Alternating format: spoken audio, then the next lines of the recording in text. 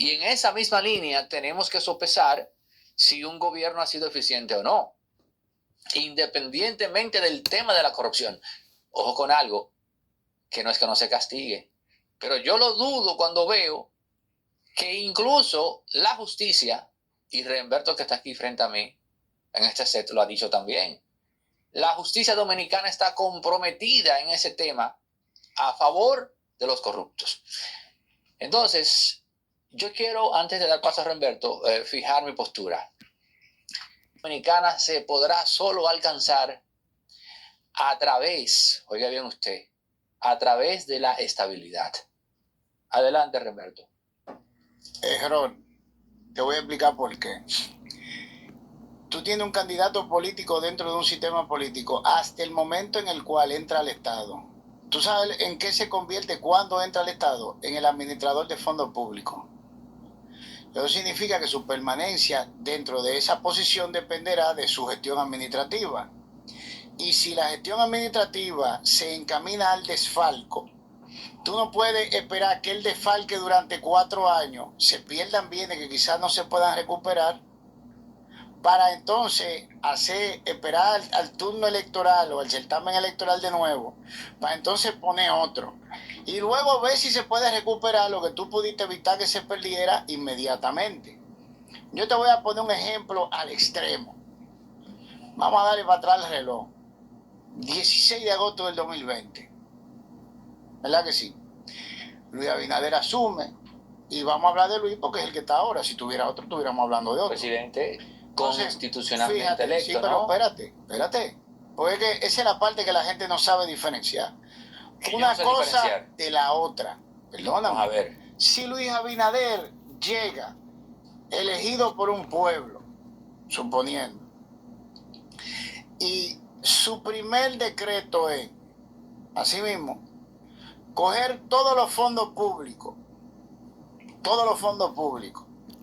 y transferirlo a la cuenta tuya en el Banco Popular Dominicano. ¿Tú entiendes que debemos dejarlo ahí que dure el restante? 10 minutos. Sí. 10 minutos más. ¿Tú entiendes que hay que dejarlo ahí? Porque él tiene que acabar su mandato constitucional. Dime, yo quiero que tú me contestes eso. Yo quiero que tú me expliques a razón de qué viene ese ejemplo en particular. Porque él pasó a ser el administrador de fondos públicos cuando asumió. Pero él agarró... Son dos cosas diferentes. Él agarró los fondos del erario y lo transfirió a un banco particular. Debe de permanecer ahí. Pero debe de permanecer ahí. Te estoy poniendo un caso al extremo. Debe de permanecer ahí. En ese caso no debería. Para responder. Pero él lo hizo. Pero perdóname, debe de permanecer ahí. Pero por los pelos de Rilla. No, de nuevo. Debe de permanecer ahí. No, pero entonces, yo te respondí. Lo que tú estás diciendo no es verdad. No es verdad, no es cierto.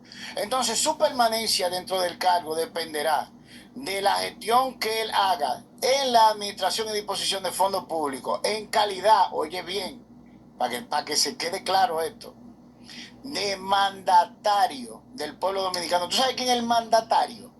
El mandatario no es el que manda. El mandatario es aquel el soberano del pueblo. No, señor, oiga. El mandatario es aquel que ejecuta la voluntad del mandante. El soberano es el pueblo. No, exactamente. Entonces, ¿quién es que manda? Pero yo te hago una pregunta, perdona, porque Remberto es un brillante abogado dominicano. Oye, la pregunta que te hago, Remberto. Aquí se ha dejado. Oye, esta pregunta, Remberto. Aquí se ha dejado que se desnaturalicen las cosas. Tenemos la un mecanismo. La administración pública. Ah. No es la misma cosa, es una etapa diferente a las elecciones. Pero Remberto, pregunta que te hago. ¿Tenemos un mecanismo constitucional para revocar de forma organizada y sin traumas o sin violencia a un presidente en ejercicio? Pero claro, mijo, háblame de eso. Para eso están los procesos judiciales, pero aquí tú tienes una mafia, porque no se le puede llamar de otra forma, sin exagerar. Una mafia empresarial que colocó a su gente en todos los cargos que pudieran evitar su ejecutoria económica, Entonces, ¿qué significa eso? Que si yo te pongo a ti de presidente, yo lo que soy es un mafioso empresarial, y yo quiero que tú hagas sobre la base de ese ejemplo, esa misma transferencia de fondos a la cuenta personal de la persona que yo te diga, de todos los cuartos del Estado. Se supone que a ti inmediatamente tiene que haber un ministerio público que te diga, espérate, no, aguántate, así no es, no, eso es de Falco. Entonces, vamos a agarrar y vamos a empezar un proceso en contra tuya y tiene que asumir el vicepresidente, porque para eso hay un orden. El vicepresidente no está ahí, o en este caso, la vicepresidente no se encuentra ahí para cobrar un cheque. Es en caso de cualquier fallo del primer mandatario, el primer muchachito demandado del pueblo, ella tiene que asumir. Pero y eso Humberto, sería un fallo. tú no has pensado en la posibilidad. ¿Quién puso el actual? Perdón, ¿quién puso el actual? A Jenny Berenice. Consejo Nacional de la Magistratura, todos los abogados de ese grupo empresarial. Luis Henry Molina era de Pellerano y Herrera. Para empezar, Napoleón Betebel Lavandiel, que estoy cansado de decir, era de staff legal. Que de Yayo San Lobatón y Simón Fromena. Los dos son de Pellerano y Herrera. Tú has caído en cuenta. Todo el mundo que está puesto ahí obedece al mismo amo. Si Luis Abinader no está, ahora, el cargo le cae como presidenta a Raquel Peña. Claro. Por un imperativo constitucional. Claro. No estamos entonces hablando de un sabotaje de Manuel Estrella a la gestión de Luis Abinader para que se quede Raquel Peña lo que reste de periodo. Pero de nuevo, ¿con quién andaba Manuel Estrella de viaje? New York con Leonel. Con Leonel Fernández. ¿Por qué tú crees que Manuel Estrella ahora anda con Leonel Fernández casi 2 años y pico antes de una elección? Me voy a hacer el bobolino, ¿por qué? Ok. Ya Luis Abinader para ese grupo está quemado. Él hizo su trabajo. Él pasó todos esos proyectos de ley y todas esas iniciativas en perjuicio económico del pueblo dominicano y muy a su beneficio durante su gestión de gobierno, pero ellos saben que ellos lo quemaron. Luis Abinader y el grupito entero del PRM no prende, oye, ni que tú le tires gasolina y le eches un fósforo prendido arriba. Ellos lo saben. Tienen que cambiar de empleado. Y Leonel Fernández fue uno de los mejores empleados que tuvo ese grupo empresarial. Porque lo primero que hizo en 1996 cuando llegó, ¿qué fue? Regalar todas las empresas del Estado. Ya. Ley de reforma y capitalización de la empresa pública. Se le entregó. Se le entregó a empleado. Ya ellos están buscando la manera de reciclar. Por eso es el más exitoso presidente vivo que tenemos, que ha sido presidente 3 veces porque fue el que se atrevió a romper todos los niveles habidos y por haber hasta ese entonces. Sí. Fue el que se atrevió a regalarle el Estado a los ricos de este país. Sí, se lo dio con papeles. Por eso ha sido el presidente más exitoso. Mira, pero déjame decir, en reelecciones. Pero eso no tuvo límite. ¿Tú te acuerdas del lío de la cementera? Correcto. En los Haitises. ¿Tú te acuerdas de quién fue el que le dio los papeles a Manuel Estrella? Que tú estás hablando de Manuel Estrella. Para que pusiera una cementera en los Haitises, donde nacen todos los afluentes. ¿Participaste en ese proceso en contra de él? Sí, claro que sí. Óyeme bien. Tú y el grupo hizo que Manuel invirtiera mucho dinero, muchos millones. Y lo sacamos de ahí. Y hay que darle un aplauso a la gente de Santiago, que fueron los primeros que llegaron y le montaron un campamento en el área donde se iba a poner la cementera. Montado. Y yo participé no solo a nivel legal. Nosotros éramos que recogíamos las provisiones aquí de ese campamento que se llevaban al edificio que era del Telecentro y de ahí se despachaban al campamento. Nosotros éramos que le hacíamos la compra con la contribución de ciudadanos dominicanos. No era, yo no voy a venir aquí a decir, no, yo era que pagaba la compra. No, señor. Yo era uno de muchísimos contribuyentes. Ahí se reunía toda la comida que esa gente iba a consumir. Necesitar. Semanalmente. Y se armaba un viaje y se llevaban esas provisiones para mantener ese campamento. Para que estemos claros. Y ahí estaba metida, desde la clase media para arriba de Santiago. Estaba metida en ese campamento. Y la de aquí salió un grupo también y hizo el coro. Pero todo eso se armó, toda esa logística, después de haberse le dado los permisos. O sea que en papeles se le dio a Manuel Estrella el permiso para volver el este entero un desierto, porque ahí era donde nacían los ríos que bañan el este. Esa vegetación que tuvo en el este no hubiera existido. ¿Y qué hizo ese buen muchachito demandado de ese grupo, Leonel Fernández, del grupo de Santiago? Porque Manuel Estrella nunca ve a Manuel Estrella solo. No te creas que Manuel Estrella es todopoderoso él. Manuel Estrella es la voz cantante del grupo de Santiago, que viene tan viejo, óyeme bien, como la era de Trujillo. Salvador Jorge Blanco era de ese grupo y mira el desastre de gobierno que hizo, complaciéndolo. Aquí hubo una poblada ¿Qué por diferencia Salvador. tú puedes establecer entre Manuel Corripio y Manuel Estrella en base a criterio? Unos son más cautos a nivel publicitario que otros, el otro es más arrojado, más lanzado. ¿Quién es el otro más lanzado? Manuel Estrella. Manuel Estrella es más osado. Ahora, Manuel Estrella le da para allá aunque se explote.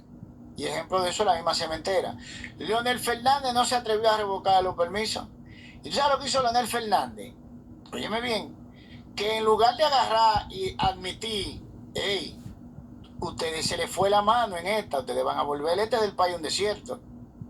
Así de simple. No, él agarró y se fue al PNUD. Leonel. Para que sí, lo apoderó a ellos para que dirimiera el conflicto.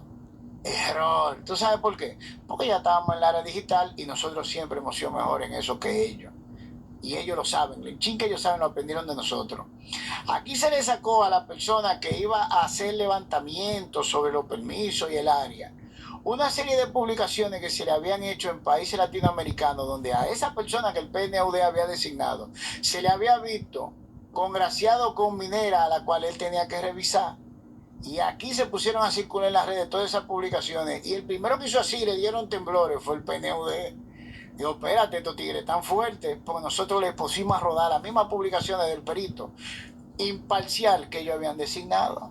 Los reventamos en dos. ¿Y tú sabes lo que dijo el PNUD? No, la cementera no va después de que se les reventó. Y cuando el PNUD, cuando el PNUD hizo eso, claro, ¿cómo reaccionó Leonel a eso?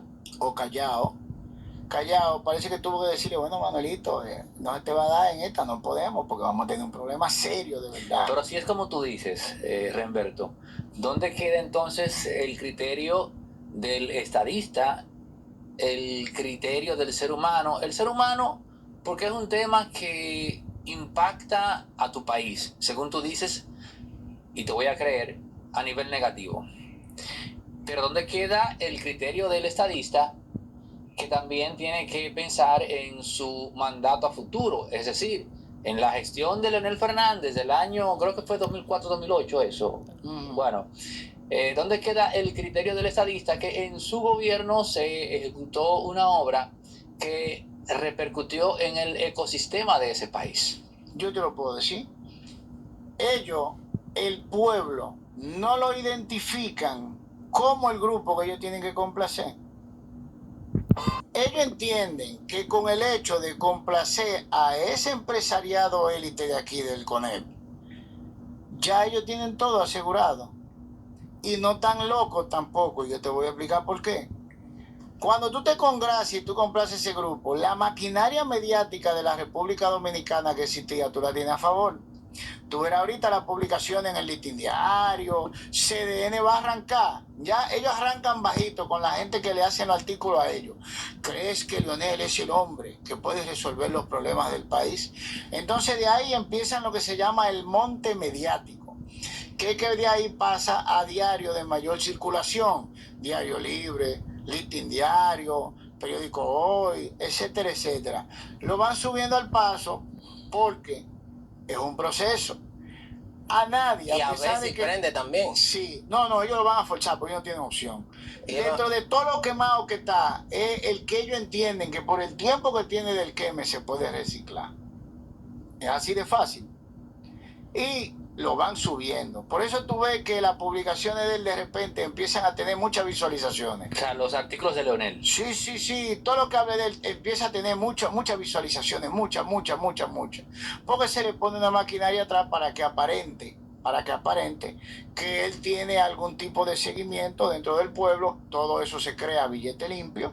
El escenario mediático lo manejan lo mismo que lo están reciclando a él porque quieren perpetuarse al igual que lo hacía Trujillo. Trujillo tiene elecciones aquí. Él cambiaba de gente, de presidente, y tú ibas y te reunías con el presidente electo. Y Trujillo estaba en un despacho a algunos 25 metros y era él que mandaba. Y con el jefe, vaya donde el presidente, vaya, dígale a él. aparentar un teatro, igual que se está haciendo. Por eso ya tú ves a Manuelito Estrella ya, este es el de nosotros, como quien dice. Y a Luis ya le van a empezar a dar para afuera dentro de su mismo Palacio Nacional, porque hay un monte al paso. Porque la verdad sea dicha, de la misma manera y por la misma causa que ellos utilizaron a Luis, saben que puede creársele un resentimiento, porque ya ellos tuvieron la experiencia de Hipólito. Hipólito se puso loco allá adentro en ese palacio. Hipólito pensó que él mandaba.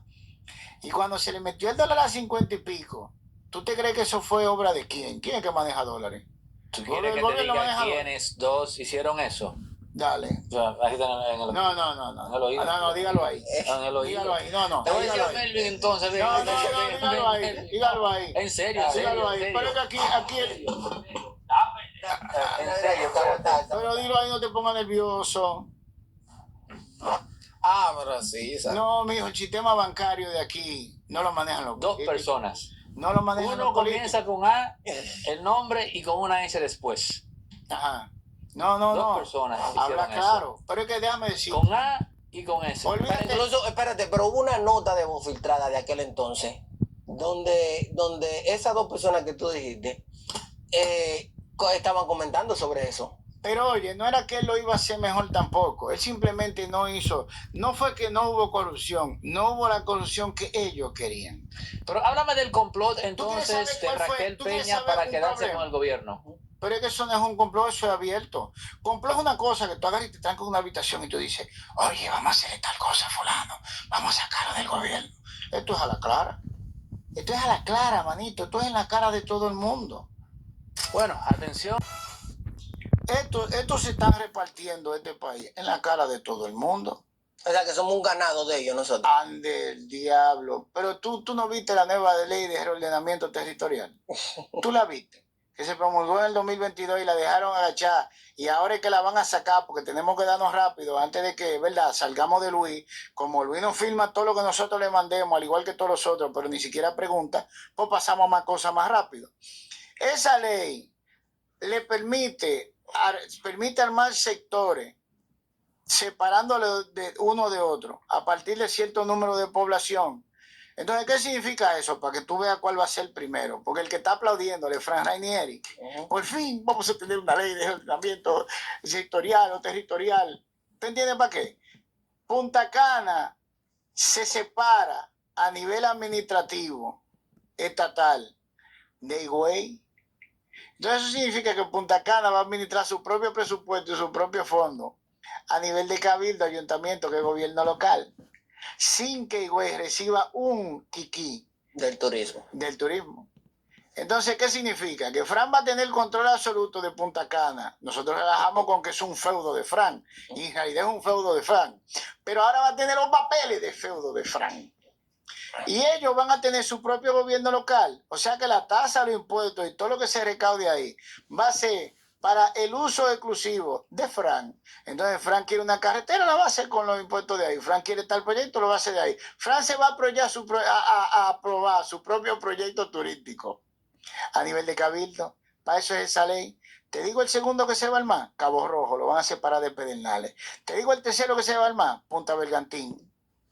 La van a separar de Puerto Plata. Y así sucesivamente van a hacer distritos especiales para ellos, sus feudos. Separados de los pueblos que se supone reciban las entradas o los ingresos de cualquier tipo de actividad secundaria. Porque ríete, el turismo no paga impuestos. Estoy harto de decírtelo. No. Y la gente no lo busca. ¿Entiendes? Está dentro de los incentivos calculados en lo que se llama el gasto tributario. Ok, vamos para allá ahora. Eso es interesante. No, tengo una pregunta interesante. Pero volviendo al tema principal, Romberto, que era que el presidente podría pasar la posibilidad de no terminar su mandato. ¿Cuáles son los indicadores, cuáles son los sectores que usted ve que están disconformes con la gestión, pero que pudieran accionar a favor de una posible destitución del presidente, vamos a llamarle? Todos. No, pero un sector en específico. Vamos a decir, el sector militar, vamos a decir que están desconformes porque le han puesto a los empresarios ahora mira, a donde ellos mandan. Aquí se puso un general que lo que reconoce como autoridad es al presidente de la República. Hacerle el saludo yo te puedo poner el de la policía, tiene que estar que se muerde el mismo, ¿eh? Sí. Claro, porque le metieron a Elena Villella y a el hijo de Celso Marrancini, Celso Juan Marrancini, que una comisión de reforma financiera de la policía. Pero lo designaron por decreto en la comisión. ¿Tú sabes para qué? Para que el jefe de la policía no pueda bajarle raya ni pueda negarle nada de lo que ellos quieran. Pues están designados por el mismo presidente. Y él sabe que si a él se le ocurre decirle que no a Elena Villella, lo van a cancelar. Lo pasan por la piedra. Los van a cancelar. Pues el del ejército, Diamorfa, que era más dócil, le tenía la puerta abierta al CONEP, y el de ahora se la tiene que tener abierta también. A revisiones ellos van y le caen. No, nosotros queremos. Tú sabes, pero tú sabes hasta dónde llegó el CONEP, al C5I. El centro. ¿Dónde llegó el CONEP? Al C5I. El centro de defensa a nivel cibernético de la República Dominicana. Ellos entraban, los empresarios ahí, y siguen entrando como perros por su casa, por encima del ministro de Defensa. O sea, que uno de los sectores podría ser el sector militar lo que accionen a favor. Todos. Mira, para que tú entiendas, porque es que esto se dio de una forma asquerosa. Aquí no se han guardado ni siquiera la forma ya. Hasta los mismos legisladores, que nosotros no tenemos legisladores, tenemos muchachitos demandados, pero llega un momento en que tu jefe te humilla tanto que tú no quieres saber de él. Aquí hay políticos que ahora mismo se están preguntando para qué diablos buscaron votos. Es real. ¿Entiendes? Anoche estaba yo con uno de esos. Ajá. ¿Para qué diablos buscaron votos? Porque si a ellos le hubieran dicho que ellos iban a buscar votos para que Fran Rainieri mandara en este país, para que Celso Marrandini mandara en este país, para que Manuelito Estrella mandara en este país, ellos no lo hubieran hecho. Porque ellos entendían, por más ladrón que tú seas y por más podrido que tú estés, en tu juventud tú te uniste a un partido político por una ideología. Porque en la época en que estos muchachos eran muchachones, había una ideología. Pero jamás en la vida tú puedes agarrar y ponerlo a aceptar que ellos hicieran el teatro de ir a unas elecciones para que el presidente que ellos pusieron le dijera, no, espérate, lo que pasa es que eso hay que preguntárselo a Celso primero. ¿Cuál es la respuesta de ellos? Pero si tú me dices eso, yo no hago este lío. Yo no me meto en este lío. Pues así mismo se ha alterado el orden natural de absolutamente todo. A esa última parte estoy de acuerdo contigo en el sentido de que me parece consono con lo que yo llamo la naturaleza del poder. Por más muchachos demandados que pretenda un empresario que sea un senador o diputado, ese senador o diputado en un punto X tiene que hacer conciencia de que ven acá, pero ¿para qué soy senador? ¿Para qué soy diputado? Porque esa agresión, o más bien transgresión, lo que hace precisamente es que altera el orden natural del poder. Pero es que a mí mira, oye, yo te voy a hacer dos anécdotas para que tú entiendas. A mí hay una de ellas que me da risa. Elena Villella anda con Marisol Vincent. Marisol Vincent ha sido la mano derecha de Elena Villella desde que Elena Villella era presidenta del CONEP. Marisol Vincent es la esposa de Manuel Arévalo. No sé de quién es la esposa Marisol. Conozco a Marisol como abogada. Para que tú tengas una idea de lo que es Marisol. Yo duré 5 años en la Torre Piantini con Maredy Arteaga. Y ella ingresó a Hedrick, Álvarez y Rizek como socio. Y Marisol Vincent y yo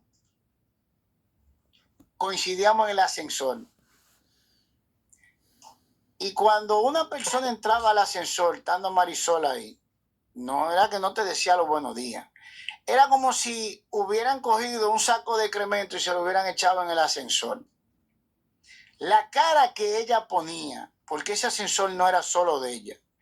Yo no tengo palabras para describírtela. Entonces, saber que Marisol Vincent, esa Marisol Vincent que yo duré 5 años viendo, en 5 años no dijo buenos días una sola vez en ese maldito ascensor, sin importar quién tuviera. Es más, mira, para que vayamos más lejos.